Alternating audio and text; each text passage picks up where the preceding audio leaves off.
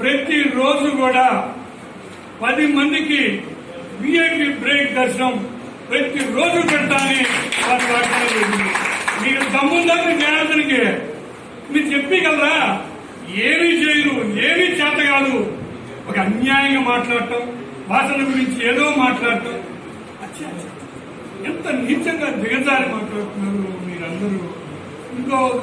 ఇంకొక మేధావి మాట్లాడుతున్నాడు. వైశ్య కార్పొరేషన్ నేను మీసం మెరేజ్ చెప్తున్నా, ఈ రాష్ట్రంలో రెండోసారి ఎంతో మంది ట్రై చేశారు వైశ్య కార్పొరేషన్ కోసం. వాసన తమ్ముల నాయకుడు కాబట్టి వైశ్య కార్పొరేషన్ రెండోసారి కూడా మా కుటుంబ సంఖ్య కావాలని మీ కావాల్సిన జనార్దనం ఒక పదవి ఇప్పి మనం ఏమిప్పి మీ తమ్ముడితో ఇప్పి మనం అది ఒక వాసనకే చేతము. మీ దామంతల జనార్దనం ఏమి చేయలేడు, ఏమి చేసింది లేదు. అరే ఉత్త పుణ్యానికి 24 గంటలు వాసన మీద పడిపోవటమేనా? ఏమన్నా వయసుకి ఏమైనా చేపించండి, మేలు చేతనైతే చేయించండి. ఏమి చేత కాదు.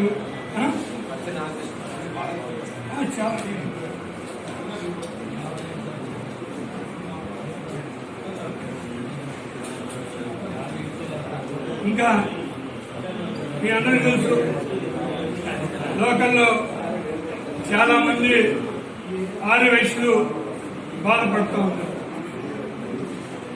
దామంచల జనార్దనం ఎంతమంది ఆర్యవైశ్యులకి డబ్బులు తీసుకొని ఇబ్బంది పెట్టిందని మనందరికీ తెలుసు. ఒకసారి ఆలోచించండి. వాసన ఎప్పుడు కూడా ఆర్యవైశ్యులకు అన్యాయం చేసే వ్యక్తి కాదు. ఆర్యవైశ్యులకు అండగా ఉండేది. ఎప్పుడు ఏ సమస్య వచ్చినా నేను ఉన్నానండి. మీరు ఏం చేశారు? ఒక దామంచల జనార్దనతో మీరు ఏమి చేపించగలరు, ఏమి చేయగలరు? అతని వల్ల ఏమైంది? ఏమి ఒంగోలు ప్రజలారా మీరు గమనించండి. అతను ఆర్యవైశ్యులకు ఏమి న్యాయం చేయగలరు? ఇప్పుడు నేను చెప్పా, వాసన టీడీ రోజు 10 దర్శనాలు ఇస్తున్నారు. మీరు ఇప్పగలరు? కొత్తగా పార్టీలోకి వచ్చిన ఎంత సునీల్ గారి టీడీ బోర్డు మెంబర్ ఇప్పగలరు. అసలు మీకు దామంచల జాతర వల్ల ఏదైనా వయసుకు న్యాయం చేయగలరు? ఇప్పుడు కొత్తగా పోయారు, ఆడ 20 ఏళ్ళ నుంచి ఉన్న వాళ్ళకి ఏమీ చేయలేదు. మీరు మీకేం చేస్తారని మీరు ఇంత అన్యాయంగా మాట్లాడతారు వాసన గురించి. అసలు నోరు ఎలా వస్తుంది వాసన గురించి మాట్లాడటానికి? ఆయన ఏం అన్యాయం చేశాడు? ఎవరికైనా మగవాడికి కూడా ఆయన చేయడం చేతకనేటువంటి వ్యక్తి బాల్య శ్రీనివాసుడు. అటువంటి వ్యక్తి మీద నోరు బారేసుకుంటూ ఆటలు తీస్తాం, అవి చేస్తాం, తోలు తీస్తాం. అదే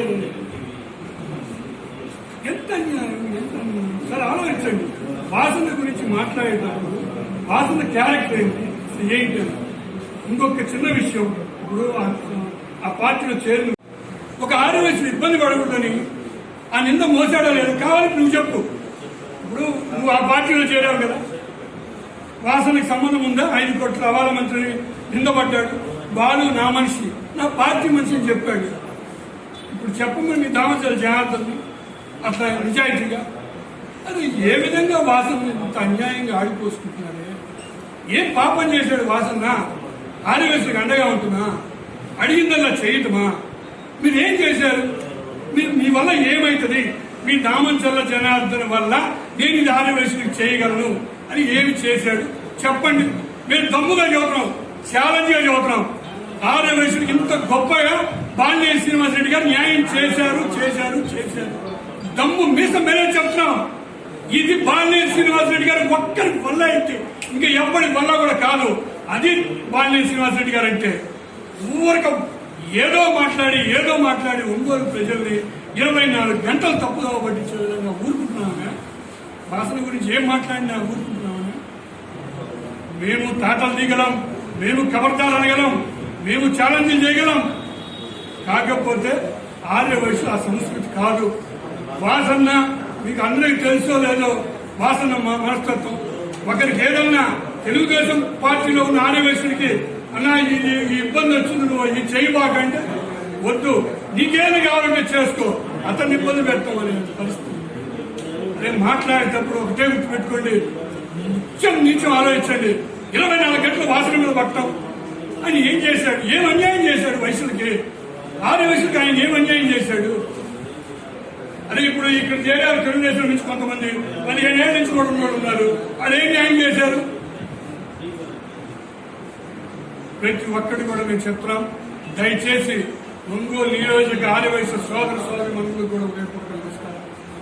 బాలినేని శ్రీనివాసరెడ్డి గారు అనే వ్యక్తి ఆర్య వైశ్యులకి అండా దండా ఉండేటువంటి వ్యక్తి. ఆయనకి సంబంధం లేని విషయాలు కూడా ఆయన ఎంతకట్టలేని దుర్మార్గం. దయచేసి ఒంగోలు నియోజకవర్గ ప్రజలందరూ కూడా నమ్మాల్సిన అవసరం ఉందని సభ ఉంటుంది.